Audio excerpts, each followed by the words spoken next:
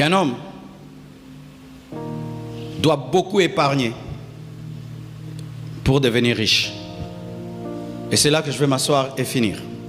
Aïe, aïe, aïe, le pasteur est revenu, le débordement est revenu. Oh Jésus.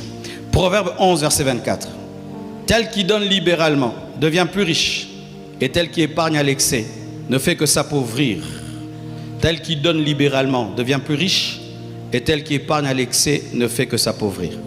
Selon le monde, on nous dit, comme tu es le père de famille, tu as une grande charge, tu dois garder l'argent. Tu dois garder l'argent parce que tu dois payer le loyer, tu dois payer les études, tu dois nourrir. Mais tu viens auprès de Dieu. Il te dit que si tu épargnes à l'excès, tu vas t'appauvrir. Mais si tu donnes avec libéralité, tu vas devenir riche. Tu crois quoi? Qui croit qu'il faut épargner à l'excès? Qui croit qu'il faut donner? Qu'est-ce que tu vas donner aujourd'hui? Si tu crois qu'il faut donner. Et c'est là que je vais m'arrêter. Et ces derniers temps, je veux beaucoup enseigner à l'église sur le donner. Dieu m'a dit, tu dois enseigner sur le donner. Papa, tu gagnes 100 $ et tu dois donner 10 $ comme dîme. Est-ce que tu arrives à donner ça? Ou tu te dis, mais c'est déjà peu. C'est déjà peu. Et tu penses que si tu bouffes les 10, ça sera beaucoup. Et tu penses que si tu bouffes les 10 $ qu'il y a là, ça va résoudre tous tes problèmes?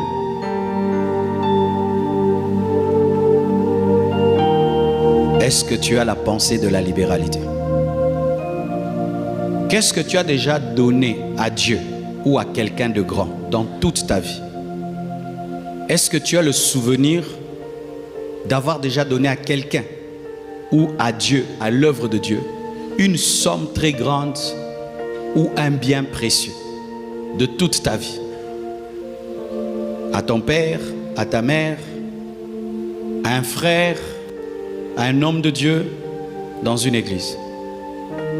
As-tu déjà mené une offrande dans un culte où tu sens que vraiment aujourd'hui, j'ai vraiment donné? Beaucoup d'hommes, vous avez des problèmes financiers. Mais ces problèmes financiers ont fait de vous des chiches, des radins spirituels. Et remarquez, vous demeurez dans la pauvreté et vous y demeurez et encore et encore. Nous sommes en train de construire. As-tu déjà donné un grand sacrifice pour la construction? Nous sommes en train de déménager. As-tu fait une réelle contribution au déménagement? Nous allons recevoir bientôt 20 orateurs au 30 matin, 4 orateurs à équilibre. Est-ce que ça préoccupe même tes pensées de faire quelque chose? Nous avons culte ce soir. Qu'est-ce que tu vas donner? Ton plus petit billet ou ton plus grand billet? Qu'est-ce que tu vas donner ce soir? Ton plus petit billet ou ton plus grand billet? Je viens du Burundi. J'ai causé avec un homme de Dieu, l'homme de Dieu qui m'avait reçu précédemment. Il m'a dit, tu sais, Dieu a béni l'église. Maintenant, nous sommes à 600 membres. Là-bas, 600 membres, c'est beaucoup. Et Dieu m'a mis au large.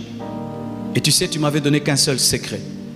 Que tu ne donnes jamais à Dieu en deçà d'une certaine somme. Et moi aussi, j'ai dit, Dieu, moi aussi, je te promets, quand je donne l'offrande, je ne donnerai jamais moins que cette somme-là.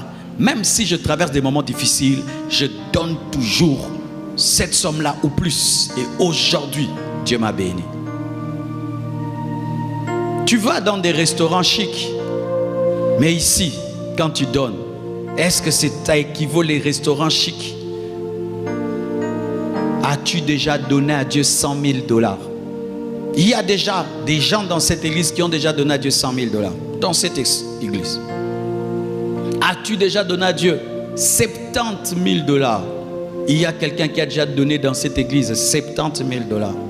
As-tu déjà donné à Dieu 50 000 $? Il y a quelqu'un dans cette église qui a déjà donné 50 000 $. Un Congolais, pas un blanc. Oh, l'argent vient de l'Europe. Non, ici, 50 000 $. As-tu déjà donné à Dieu 30 000 $? Il y a des gens dans cette église qui ont déjà donné à Dieu 30 000 $. 10 000 $, il y en a. 5 000, il y en a. 2 000, il y en a. 1 000, il y en a. Parce que souvent, pourquoi je te parle des gens qui ont déjà? Parce que souvent, quand des tels montants commencent à monter dans ton cœur, tu te dis, est-ce que quelqu'un peut déjà donner? Je te dis, il y a déjà des gens qui ont déjà donné ça. Mes frères et sœurs, lorsque Dieu veut t'amener au succès, il te donne des directives. Et quand tu les refuses, tu restes à la case de départ. Et aujourd'hui, Dieu veut vous bénir financièrement. Aujourd'hui, tu mettras dans le panier des offrandes ton plus grand billet. Ton plus grand billet. Parce que comment tu peux dire que tu aimes Dieu, tu fais des cultes, tu rentres, hein, seulement tu chantes, tu danses, ton argent tu sors avec. Comment? Les musulmans ne font pas ça. Les occultistes ne font pas ça. Seulement nous. Des miettes et des miettes dans les paniers. Des miettes et des miettes. Des miettes et des miettes. Et des miettes et des miettes. Tu prends une moto, elle te dépose le reste. C'est ce que tu vas mettre ici. Tu prends un taxi, le reste, c'est ce que tu vas mettre ici. Tu prépares ta veste, ta chaussure, jamais l'offrande. Tu cherches l'offrande en plein culte. Mais tu prépares la veste. La sortie dimanche avec la famille, tu as déjà préparé le montant. La sortie au restaurant après le culte, tu as déjà le montant. Mais le montant que tu vas donner, non. Si seulement quand tu vas mettre la main dans la poche, ce que tu tiendras là, c'est ce que tu donneras. Est-ce que même tu donnes tes dîmes? Tes dîmes, tu as 5 années de vol, 10 ans de vol. Et tu veux que Dieu te bénisse. Frères et sœurs, il fut un temps, j'étais un pasteur pauvre. J'avais un problème de renouvellement de l'intelligence en matière d'offrande. J'avais l'onction, les miracles, les prodiges. L'église grandissait. Mais après le culte, je restais debout devant l'église pour avoir un taxi. Et quand même j'avais un taxi, j'étais incapable même de louer un taxi. J'entrais devant à deux personnes, ne pouvant même pas m'acheter une voiture de $1000. Et je priais, je demandais, jusqu'à ce qu'un jour j'aille dans une église. C'était le temps des offrandes. J'ai vu l'homme de Dieu sortir une offrande. Alors j'ai compris que je jouais. Et un jour, ce qui a tout déclenché, mes frères, on a reçu un groupe musical français. Ils ont prêché, chanté. C'était l'heure de leur bénir. Et l'église n'avait pas suffisamment donné. Et je trouvais qu'on ne pouvait pas leur donner une telle somme d'argent.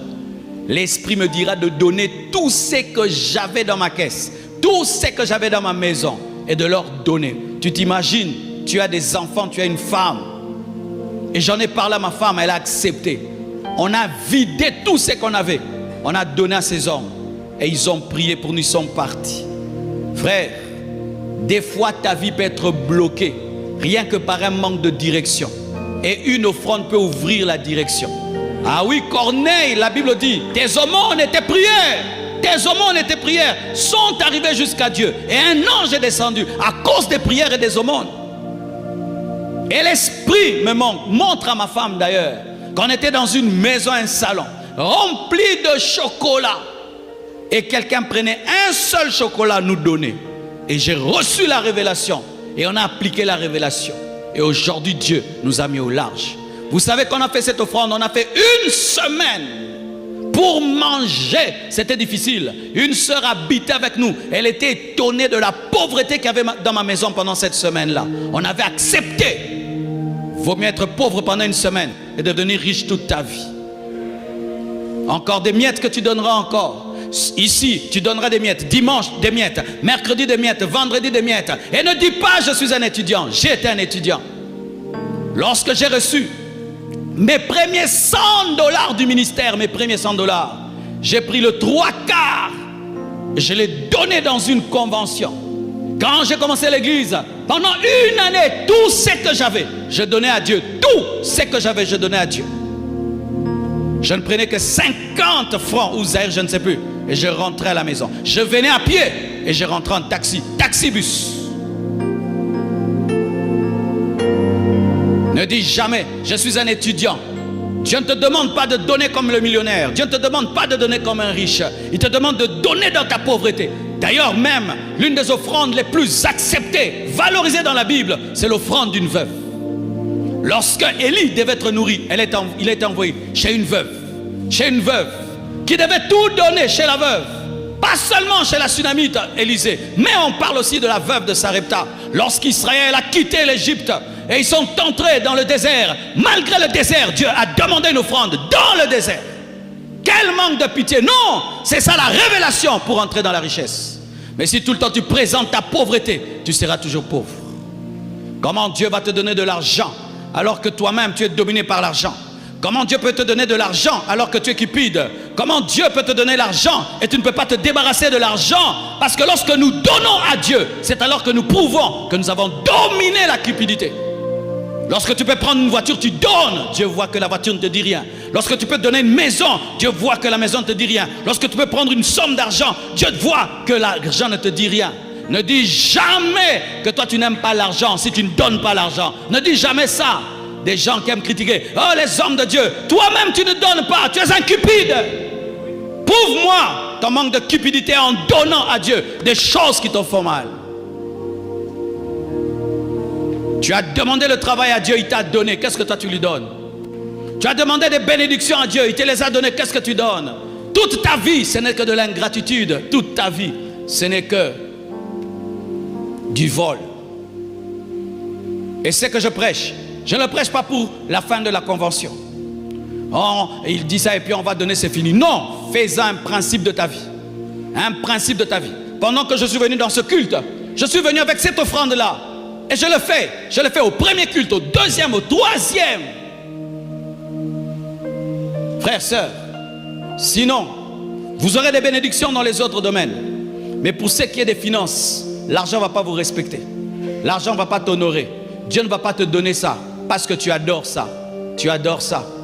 Dieu te demande 10 $. Tu n'arrives pas à donner. Et tu es même en colère pour 10 $. Maintenant, Dieu va te donner des millions. Il te dit, donne-moi le 10 $ que tu as là. Tu es fâché. Et puis tu veux que Dieu te donne 1000 $. Comment il peut te donner 1000 $? Comment il peut te donner 1000 $? Dieu te testera. Il te dit, donne-moi 10 $. Tu donnes. Ok.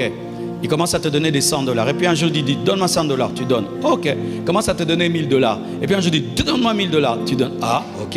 Il commence à te donner 5000 $. Il vient, donne-moi 5000. Tu donnes. Ah, il commence à te donner 10 000. C'est comme ça que les gens avancent dans la vie. Sinon, vous allez chanter, adorer. L'argent, ça va être un mystère dans vos vies.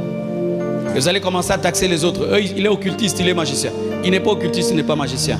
Là où toi, tu ne donnes pas à Dieu, lui donne à Dieu. Lui donne à Dieu. Et je t'assure, l'argent, ce n'est pas que des billets. Je termine avec ce témoignage. Vous savez quand on devait acheter la parcelle ici? Ici, on achetait $1 million. Une église de jeunes étudiants à $1 million. Comment une église de jeunes étudiants peut acheter une parcelle d'$1 million? Comment? Sans même un crédit bancaire. $1 million. Vous savez ce que j'avais fait? J'avais écrit le montant à droite, 1 million. Et ce qu'il y avait dans la caisse. Quand on avait 200, j'écris 200. Quand on a 300, j'écris 300. Quand on écrit 400, 400. Et vous savez, à force de mettre le montant qu'on avait à côté du montant qu'on devait avoir, $1 million n'était plus rien pour moi. Des fois, je confondais que c'était 100 000. Et à force, ce n'était plus pour moi un grand montant. Et quand j'ai cru qu'on pouvait avoir, on a eu. Tu vois la somme là qui te terrorise, tu ne l'auras jamais. Elle t'effraie déjà, comment tu peux l'avoir? Dieu ne peut pas te donner une somme qui t'effraie. Il faut que tu la trouves normale. $1 million pour moi c'est normal. Ah oui, tu me mets $1 million, je ne veux même pas transpirer. Je ne veux même pas trembler. Je ne veux même pas trouver que c'est grave. Parce que dans mon esprit, c'est un petit montant. C'est lorsqu'une chose devient petite que Dieu te la donne. Mais si elle est effrayante, tu ne l'auras pas. Parce que tu peux abandonner Dieu pour ça.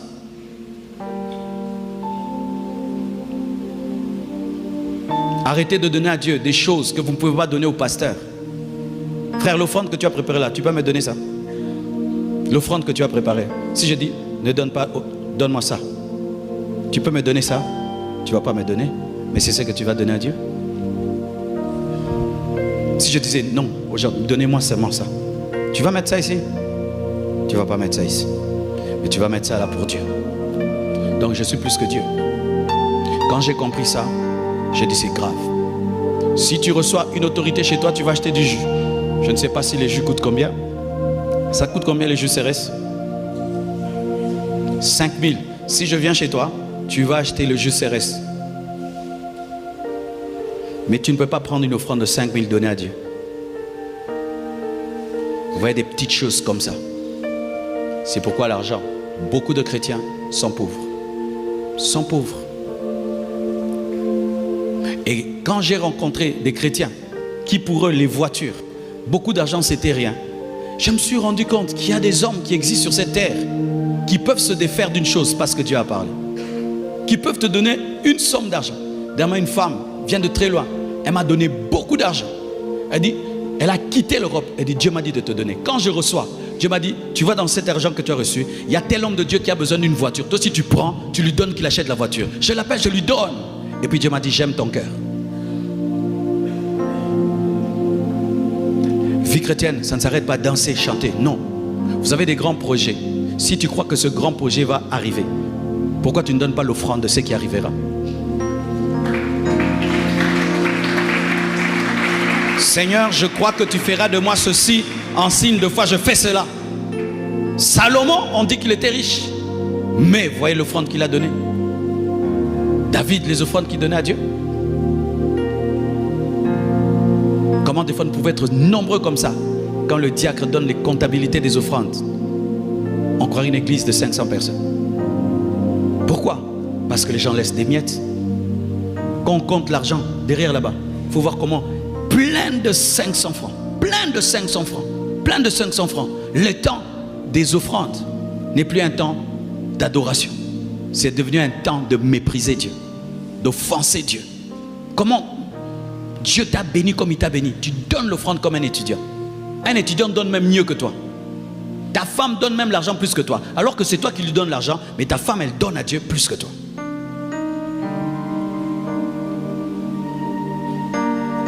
Il m'a dit de vous parler ainsi. Parce que si vous ne brisez pas votre manière de réfléchir sur l'argent, alors vous n'entrerez pas dans le projet de bénédiction de richesse. On va nous apporter les paniers d'offrande. Aujourd'hui, j'aimerais que tu donnes comme jamais tu n'as donné. Que tu donnes le plus grand billet que tu as. Et si tu n'as que des petits billets, tu donnes beaucoup aujourd'hui. Que ce soit un test et une manière de faire que tu vas continuer toute ta vie. Et tu reviendras me dire, pasteur, depuis ce jour-là, le Seigneur a commencé à me bénir. Et je sais ce que je dis. Alléluia.